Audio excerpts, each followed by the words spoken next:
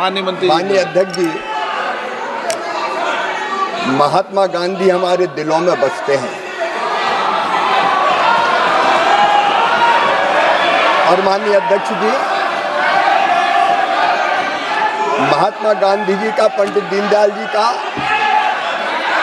ये संकल्प था कि जो सबसे पीछे है, जो सबसे नीचे है, उनका कल्याण सबसे पहले किया जाए।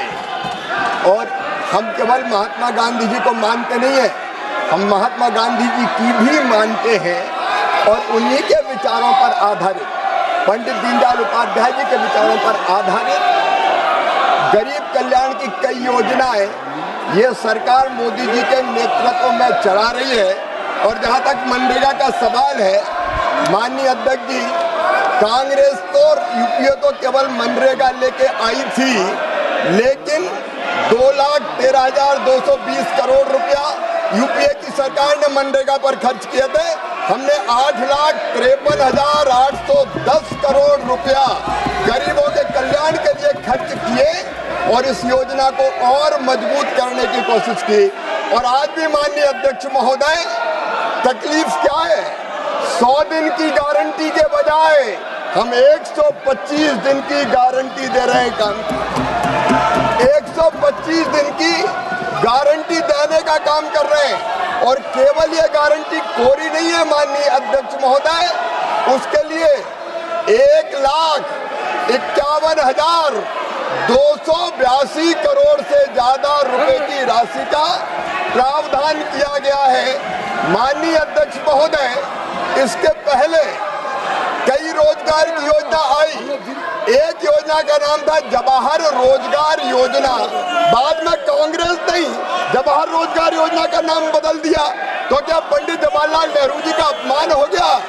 माननीय अध्यक्ष महोदय, हमारा संकल्प है गरीब का कल्याण और इसमें उसी संकल्प को पूरा करने का हमने प्रयत्न किया है।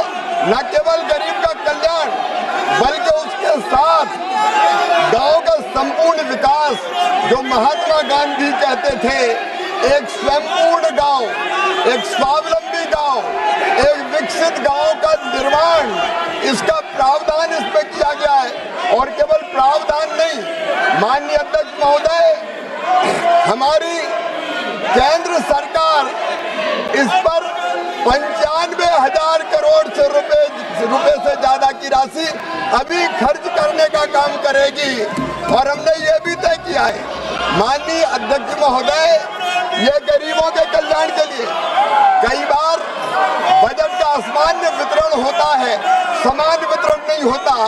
कई पंचायतें विकास में पीछे रह जाती है और इसलिए इसमें पंचायत का ग्रेडेशन करके जो अविकसित पंचायत है, कम विकसित पंचायत है, उनको ज्यादा काम देने का प्रावधान भी किया है। माननीय अध्यक्ष महोदय, मैं ये मानता हूँ कि ये जो नया बिल हम लेके आ रहे हैं, वो नया बिल गांव का संपूर्ण विकास करेगा। शरद पवार जी, माननीय अध्यक्ष महोदय, जब केंद्रीय कृषि मंत्री थे, तब उन्होंने ही ये कहा था कि कृषि कार्यों के लिए, मनरेगा के काम के लिए मजदूर नहीं मिलते। हमने तो शरद पवार जी की उस चिंता का भी समाधान करने का प्रयास किया है। और इसलिए मैं विस्तार से जब इस बिल पर चर्चा होगी तब अपनी बात कहूंगा, लेकिन मैं फिर दोहरा रहा हूं कि बापू हमारे दिलों में बसते हैं, उनका हम पूरा सम्मान करते हैं।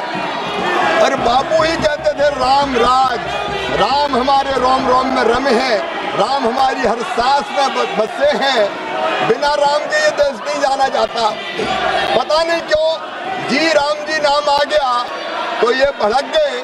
महात्मा गांधी स्वयं राम राज्य की स्थापना की बात करते थे और उनके अंतिम शब्द भी हे राम थे। बापूजी का पूरा सम्मान करते हुए राम राज की स्थापना मतलब दैहिक भौतिकता का राम राज काहू नहीं व्यापा, हर गरीब को भरपूर रोजगार मिले, उसकी गरिमा को सम्मान हो, दिव्यांग, बुजुर्ग और महिला, अनुसूचित जाति, जनजाति, उनको और प्रोटेक्शन दिया जाए, इसके लिए ये बिल लेके आए हैं। 125 दिन की गारंटी है, गारंटी ये कहीं पर कमजोर नहीं हुई। उस गारंटी को हम पूरा करेंगे, गांव का संपूर्ण विकास भी करेंगे और कृषि और मजदूरी दोनों में संतुलन स्थापित करने का काम करेंगे। इसलिए माननीय अध्यक्ष महोदय, ये पूरा बिल महात्मा गांधी जी की भावनाओं के अनुरूप है, राम राज की स्थापना के लिए है। बहुत बहुत धन्यवाद। राष्ट्रीय एक ही विधेयक को पुनर्स्थापित करने की अनुमति प्रदान की जाए।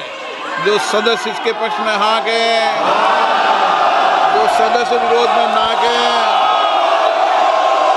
मेरे विचार में निर्णय हाँ वालों के पक्ष में हुआ, हाँ वालों के पक्ष में हुआ।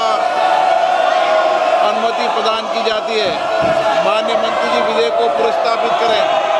माननीय अध्यक्ष महोदय, मैं विधेयक को पुनः स्थापित करता हूँ।